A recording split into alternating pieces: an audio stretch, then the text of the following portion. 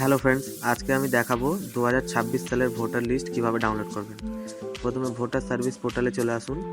Directly এরকম একটা page আসবে। এখানে নিজের ভোটার যে ইপিক নাম্বার আছে ওই ইপিক নাম্বারটা দেওয়ার পরে সাইডে স্টেট সিলেক্ট করুন, আমাদের ওয়েস্ট বেঙ্গল। তারপর ক্যাপচা কোড দিন।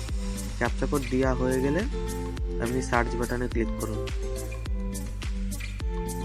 সার্চ করার পর দেখুন এখানে সমস্ত ডিটেলস আপনার চলে আসবে।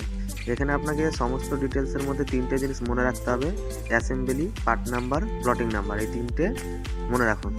তারপর আবার আপনি হোম পেজে চলে আসুন, ভোটার সার্ভিস পোর্টালের হোম পেজে। এখানে আসার পর এখানে স্টেটকে সিলেক্ট করুন। স্টেট সিলেক্ট করার পর অটোমেটিক সব চলে আসবে। এখানে ডিস্ট্রিক্ট সিলেক্ট করুন।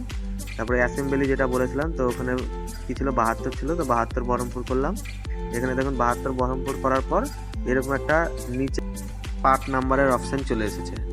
তো পার্ট নাম্বার আমার ওখানে লেখা ছিল, আমি যেহেতু মনে আছে 194 আমার পার্ট নাম্বার ছিল, তো আমি খুঁজে নিলাম 194 রাইট ক্লিক করে এখানে ক্যাপচা কোডকে ফিল করে ডাউনলোড সিলেক্ট পিডিএফ লেখা আছে, ওখানে ক্লিক করুন। তাহলেই আপনার 2026 সালের পিডিএফ কিন্তু ফুল পিডিএফ ডাউনলোড হয়ে যাবে।